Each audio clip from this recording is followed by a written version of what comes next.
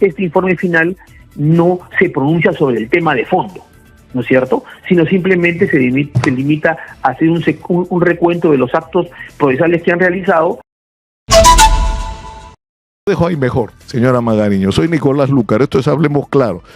Estamos en Exitosa, la voz de los que no tienen voz, 95.5 de la FM en Lima, canal 34 de Movistar, 6.1 en la televisión digital terrestre.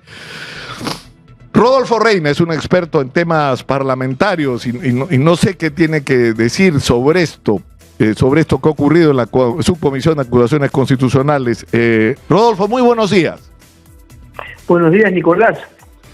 En efecto, bueno, en principio no nos llama la atención el sentido del informe que ha sido presentado para ser visto en la Subcomisión de Acusaciones Constitucionales. Lo que refleja, pues, un poco ratifica la alianza política que existe entre la Presidenta de la República y ciertos sectores del Parlamento. En primer lugar, ese comentario de carácter político. En segundo lugar, obviamente el informe final, como tú has notado, es bastante deficiente, porque si bien es cierto, no podemos negar que la Presidenta o Presidente de la República, independientemente de que sea Dina Boluarte o no, goza de una inmunidad presidencial que impide que pueda ser acusada durante su mandato, salvo de los delitos establecidos en el artículo 117 de la Constitución. Entonces, de alguna manera, la consecuencia era en algún momento para quedar paralizado este procedimiento de acusación constitucional. Pero, sin embargo, debió aprovecharse la oportunidad en este informe final, teniendo en cuenta que recuerden que este informe final ha sido calificado en primera etapa como procedente y la Comisión Permanente le dio facultades para que pueda investigar por un plazo determinado, y en segundo lugar se han actuado actos de investigación, ha habido una audiencia, etcétera, etcétera. Entonces, como consecuencia de eso, no podían dejarse de pronunciarse sobre las imputaciones que había planteado el fiscal de la Nación contra la Presidenta de la República, imputaciones graves. Entonces debió pronunciarse que efectivamente podían haber indicios razonables de la comisión del delito que se le imputaba, y consecuencia habría ya una constatación de que había indicios razonables de la comisión de ese delito. Obviamente el trámite tendría que haberse suspendido porque ella goza de la inmunidad, pero el informe final tendría otro tipo de consideraciones, pues como tú bien has acotado, este informe final no se pronuncia sobre el tema de fondo, ¿no es cierto?, sino simplemente se limita a hacer un recuento de los actos procesales que han realizado, y acto seguido, en base al artículo 116, establece el archivamiento. Entonces, cuando pudo fácilmente, sin afectar la inmunidad presidencial, el pronunciarse sobre los indicios que podrían recaer sobre las imputaciones que hizo el fiscal de la Nación.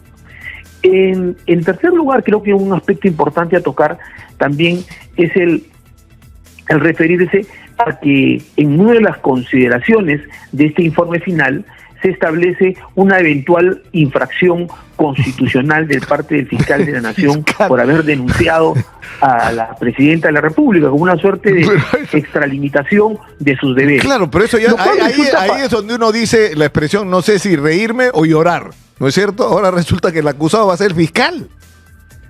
Así es, o sea, al menos dan la posibilidad de implementar una denuncia constitucional por infracción de la Constitución, porque se había supuestamente excedido en su función.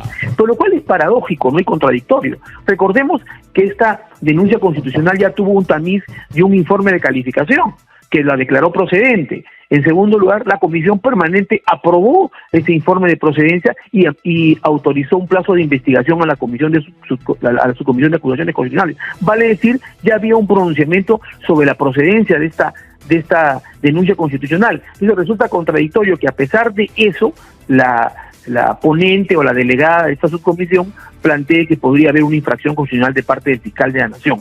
Más aún, si tenemos en cuenta que ya existe precedentes en el caso de que el anterior fiscal de Nación, Patricia Benavides, interpuso dos denuncias constitucionales, una contra Pedro Castillo y otra contra Dina Boluarte, y creo que a nadie se le ocurrió que se le debía denunciar por infracción de la Constitución a la ex fiscal de la Nación. Entonces ahí es una conducta contradictoria, por un lado.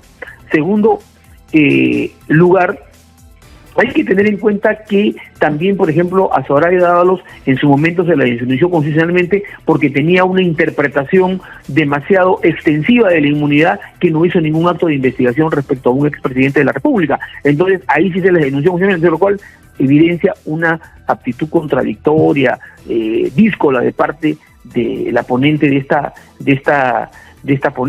este informe final, ¿no? Porque tiene marchas y contramarchas. Es cierto que el tema de la inmunidad presidencial ha merecido una serie de interpretaciones que han ido evolucionando en el tiempo y la han ido, digamos, restringiendo en el sentido de un sentido más relativo y permitir, como ha ocurrido ahora, que se hagan investigaciones. Recuerden que la Corte Suprema también tiene pronunciamientos en el sentido que se puede investigar pero no procesar, por ejemplo, lo cual permitió que el fiscal de la Nación inicie investigaciones preliminares y formule la denuncia constitucional, e inclusive en el Parlamento, como acabo de mencionar, también tenían la interpretación de que se podría investigar y se ha investigado. Lo que pasa es que en este caso este informe ha investigado y no ha dado una conclusión respecto a esa investigación. Si bien es cierto, tarde o temprano tendría que suspenderse este proceso de acusación constitucional por el mandato de la inmunidad presidencial, sin embargo, debió pronunciarse sobre los extremos. Claro, de la pero Rodolfo, la conclusión acá es clara, o sea, es decir, si tú tienes un informe fiscal, que es un informe sólido, es una investigación que da argumentos más que suficientes para acreditar que se ha cometido delito, ¿no es cierto?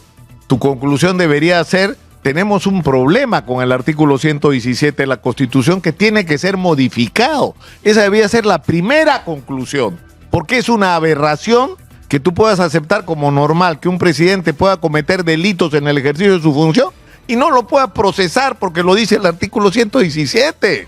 Si cometió delito, tendría que ser procesado, así esté ejerciendo su mandato. Y lo primero tendría que ser cambiar ese artículo, y no lo dice. Sí, claro, debió aprovechar esta ocasión para establecer algunos vacíos en el orden constitucional o necesarios perfeccionamientos de nuestro ordenamiento constitucional para que no se dé un clima de impunidad respecto a los actos ilícitos del presidente durante su mandato. De repente, como se ha planteado ya desde cuando estuvo Pedro Castillo, se plantearon una serie de reformas constitucionales para poder ampliar los supuestos habilitantes de poder acusar a la presidenta o presidente de la República a otro tipo de delitos, inclusive los delitos de corrupción. Pero sin embargo eso no llegó a prosperar. Pero también, digamos, hay otra válvula de escape respecto, digamos, a tener en el ejercicio de la presidencia de la República a una presidenta o presidenta cuyo reproche llega hasta de niveles delictivos, que es el tema de la vacancia, lo cual significa pues un consenso político. Claro, porque la incapacidad moral. Por eso, Rodolfo, tengo que ir a la pausa, te rogaría que te mantengas conectado por favor unos minutos más, porque quiero preguntarte también sobre el tema de la extinción de dominio, lo que se ha resuelto también sobre este tema. Que no tienen voz, 95.5 la FM en Lima, canal 34 de Movistar, 6.1 en la televisión digital terrestre. Estamos conectados vía Zoom con Rodolfo Reina, experto en temas parlamentarios. El día de ayer, la ponente del tema de Rolex en la subcomisión de acusaciones constitucionales, la congresista fujimorista Nilsa Chacón Trujillo, ha entregado un informe de 32 páginas que concluye que es constitucionalmente correcto y jurídicamente obligatorio archivar la acusación contra la presidenta, y por el contrario concluye que a quien había que acusar es al fiscal Villena por haberse atrevido a acusar o a plantear esta acusación que había pasado por supuestamente todos los filtros del propio Congreso hasta llegar a la subcomisión de acusaciones constitucionales. O sea, si esto se vota, va a crear además un precedente, ¿no es cierto? Porque lo que está diciendo en toda la sustentación, según lo hemos hablado con Rodolfo Reina, especialista en temas parlamentarios, es que estamos atrapados con esto del artículo 117, y lo que decíamos es que acá hay dos conclusiones claras que debían sacarse. Una, tiene que ser modificado el artículo 117 de la Constitución. Si un presidente es descubierto en actos de corrupción durante el ejercicio de su mandato, tiene que ser procesado durante su mandato. No puedes esperar a que termine el mandato si tienes las evidencias suficientes de que esté involucrado en la comisión de un delito, Rodolfo. Eso es elemental, ¿no es cierto? Esa debería ser la primera conclusión de este informe. Claro, un informe también se pueden establecer algunas deficiencias de nuestro ordenamiento constitucional y legal y hacer unas recomendaciones. No hay una restricción para eso. y por eso una de ellas debe ser la modificación del artículo 117, y como te dije anteriormente, hay desde el año 2021 una serie de propuestas de reforma constitucional para ampliar los delitos que podían ser pasibles de esa excepción a la inmunidad presidencial. En segundo lugar, también es necesario, y creo que el Tribunal Constitucional tiene a portas ver dos procesos constitucionales, una promovida por la misma Presidenta de la República respecto a las investigaciones que se realicen, y otra un conflicto competencial a efectos de que tenga la oportunidad de limitar los alcances de la inmunidad presidencial, porque crean otros supuestos. ¿Qué pasa con los delitos que no tienen relación con el ejercicio de la función de Presidenta de la República? Ya en el año 2006, la Defensoría del Pueblo en su oportunidad presentó un proyecto de ley interpretando que la inmunidad presidencial no abarcaba a los delitos que no tenían relación con la función presidencial. Vale decir, si había investigaciones que comprendían en su condición de alcalde, de regidor, de gobernador regional, esas no estaban protegidas por la inmunidad presidencial, ¿no?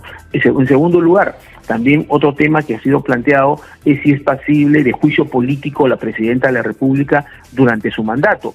Y también hay un informe del año... Claro, pero por ejemplo, yo tengo una pregunta, Rodolfo. Hay un escándalo, estuvo acá la ministra de Desarrollo e Inclusión Social, que dijo cosas bien duras, porque dijo que después de 2 meses de estar en ese ministerio había concluido que los productos no calificaban, los productos que distribuía el programa Huasi Micuna y Caliwarma antes, que los productos no tenían calidad, que se ha usado un sistema perverso de intermediarios, o sea, no de productores directos, en muchos casos de intermediarios, y por eso tú no encuentras los productos que se distribuyen en Caliwarma en ninguna parte, ¿no es cierto? Porque hay toda una movida ahí. Y en tercer lugar dijo que no había controles eficientes, y por último que había corrupción. El problema es que si esta es la conclusión, después de ser 2 meses ministra, tienes que mirar hacia atrás quiénes han manejado este sistema, y ahí está Dina Boluarte, que fue desde julio del 2021 hasta diciembre del 2022, la ministra de Desarrollo e Inclusión Social, y estaba toda su gente ahí, es la misma gente que ahora ha llevado a trabajar con ella en el gobierno, ¿no? Entonces, ¿qué pasa si se descubre que en esto que ha escrito la ministra de Desarrollo e Inclusión Social está involucrada Dina Boluarte? ¿Tampoco podríamos juzgarla hasta el 2026? Bueno, desde mi punto de vista y cómo sostuvo la Defensoría del Pueblo el 2006, la inmunidad presidencial está referida a los delitos cometidos en su condición de Presidenta de la República, no respecto a otro estatus jurídico, como sería ser ministro de Estado. En ese caso sí procedería de hacer una denuncia constitucional, porque son hechos no relacionados con la función presidencial. Ahora, es un tema controversial y debatible, pero creo que la racionalidad de la inmunidad presidencial es proteger por la comisión de delitos durante el mandato y vinculados a la función de Presidente de la República, por un lado. En segundo lugar, también es materia de discusión, y te estaba mencionando que ya en el 2022 un informe defensorial da cuenta que también la inmunidad presidencial no abarca al juicio político, vale decir, por infracciones de la Constitución. Son 2 supuestos que estarían excluidos. Claro que es un tema controvertido, como mencioné anteriormente, hoy el Tribunal Constitucional tiene 2 acciones que van a ser vistas en este tiempo, a efecto de poder determinar los alcances de la inmunidad presidencial, y esperemos que ahí dilucide hasta dónde alcanza, ¿no? Porque el tema es controversial, porque ha habido criterios que han ido evolucionando en el tiempo, ¿no? A nivel del Ministerio Público, etcétera. Entonces yo creo que es una oportunidad que se acote el tema. Pero como vuelvo a repetir, a la luz de los criterios que todavía se imperan, donde se puede investigar y no acusar, se entiende que el Parlamento no puede aprobar un informe de acusación constitucional porque tiene la inmunidad presidencial, pero no estaba impedido de investigar, y no estaba impedido que en este informe se consigne, por ejemplo, los indicios razonables de la comisión del delito, y acto seguido hubiera dicho, bueno, no se puede continuar con este procedimiento de acusación constitucional por mandato del artículo 17, y posiblemente recomendar inclusive la modificación del artículo 117, y eventualmente también activar el mecanismo de la vacancia, porque resulta bastante insostenible políticamente que una presidenta que esté involucrada en comisión del delito pueda permanecer en el cargo. Para eso existe como una figura, y así lo ha establecido el Tribunal Constitucional en recientes sentencias, la figura de la vacancia, que es una forma también por permanente, en este caso sería por permanente incapacidad moral. Así es, o sea, ya se tiene esa válvula de escape, como en la medida que el artículo 117 no te permite continuar con el procedimiento de acusación constitucional por la inmunidad presidencial que tiene la presidenta o presidente de la República, la válvula de escape es activar el mecanismo de la vacancia, pero hubiera sido un elemento importante si en este informe final o propuesta de informe final que ha hecho la delegada oponente establezca que existen indicios razonables de la comisión del delito y que obviamente no podría continuarse con la claro, porque una acusación constitucional. Claro, porque si estuviéramos digamos, ni siquiera en un mundo ideal, Rodolfo, en un congreso donde se hicieran las cosas con corrección, ¿no es cierto?, con apego al interés ciudadano, deberías concluir. Hay elementos suficientes de convicción como para considerar que la presidenta ha cometido delito, pues tenemos un problema. El artículo 117 no nos permite acusar a la presidencia, por lo tanto hay que cambiar el artículo 117, primera conclusión, porque no es posible que estemos enfrentados a una situación tan absurda. Y en segundo lugar, si bien es cierto, no se puede acusar en los términos que plantea, en las limitaciones que plantea el artículo 117, esto sí abunda en la dirección de plantearnos la pregunta si la presidenta está capacitada moralmente para seguir gobernando. Esa sería una conclusión decente de una comisión que se respete a sí mismo y espero que ocurra, porque todavía no han votado. Este es el informe, Rodolfo, todavía no han votado. Sí, es una y lo importante es que sepan que los estamos mirando, ¿no? Así es, vamos a ver y estar atentos a la sesión de la Subcomisión de Acusaciones Constitucionales, porque es una propuesta de la congresista que se le ha delegado esta función. Ella hace su propuesta y se somete a votación y se puede reformular este informe tranquilamente, ¿no? Rapidito, Rodolfo, porque no era el tema de conversación contigo, pero igual, se ha aprobado lo de la extinción de dominio, que es un tema bien controversial, ¿no es cierto?